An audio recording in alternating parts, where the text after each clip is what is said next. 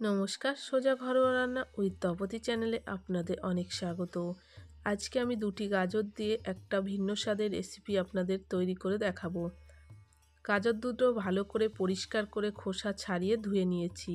গ্রেটারের সাহায্যে ভালো করে মিহি গ্রেট করে নেব। দুটো গাজর কিন্তু আমি একইভাবে এখানে গ্রেট করে নেব। দেখুন গাজরগুলো আমার গ্রেট করা হয়ে গেছে।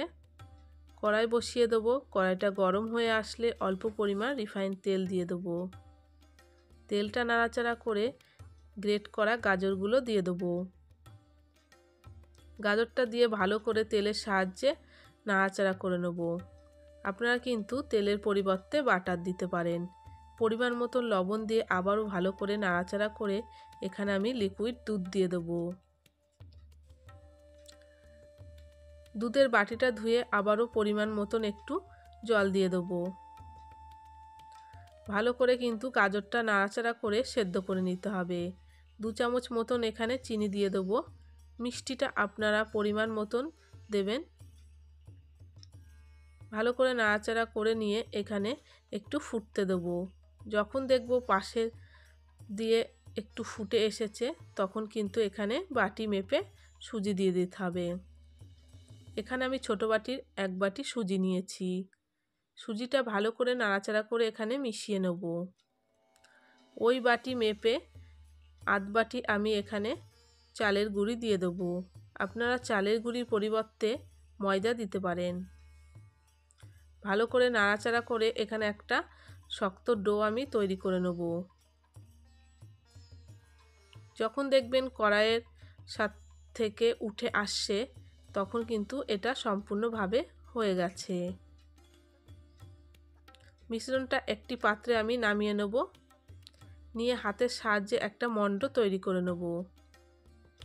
রেসিপি ভালো লাগলে অবশ্যই লাইক করবেন। নতুন বন্ধু হয়ে থাকলে চ্যানেলটিকে সাবস্ক্রাইব করে আমার পাশে থাকবেন।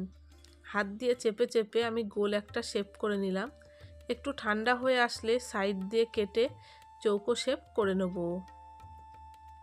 সাইডের বাকি অংশগুলো কিন্তু আমি ফেলে দেবো না, আবারও আমি তৈরি করে নেব। এইভাবে ঠিক চৌকো শেপ আমি তৈরি করে নেব। খেতে কিন্তু খুবই সুন্দর লাগে। বাচ্চাদের টিফিনেও কিন্তু আপনারা এইভাবে দিতে পারেন। প্রত্যেকটা আমি কিন্তু একইভাবে করে নেব। এবার ভেজে নেব। কড়াই বসিয়ে দিয়েছি। কড়াইটা গরম হয়ে আসলে রিফাইন তেল দিয়ে দেবো। এবার গাজরের যে মিশ্রণগুলো তৈরি করে রেখেছিলাম চৌকো শেপে সেগুলো এক এক করে ভাজবার জন্য দিয়ে দেবো। এপিট ওপিট দুপিট কিন্তু ভালো করে এখানে উল্টে পাল্টে ভেজে নেব। আর গ্যাসের ফ্লেমটা কিন্তু লো মিডিয়াম টু আঁচে রাখতে হবে। দেখুন এক পিঠ হয়ে গেছে, অনেকটাই লাল। আমি আবার বাদবাকি উল্টে দেবো। উল্টানো হয়ে গেলে ভালো করে একটু ভেজে তুলে নেব। এখানে কিন্তু পুরোপুরিভাবে আমি ভেজে নিয়েছি। এখানে একটা পাত্রে উঠিয়ে নেব। ওই তেলের মধ্যে বাদবাকিগুলো আমি দিয়ে ভেজে নেব। রেসিপি ভালো লাগলে একবার হলেও বাড়িতে তৈরি করবেন। আশা করি আপনাদের খুবই ভালো লাগবে। দেখুন রেসিপিগুলো কত সুন্দর হয়েছে। ভেতরটা আমি একটু ভেঙে দেখাচ্ছি। খেতেও কিন্তু দুর্দান্ত হয়। একবার হলেও তৈরি করতে পারেন, আশা করি ভালো লাগবে। ভালো থাকবেন, সুস্থ থাকবেন। আবারও দেখা হবে নেক্সট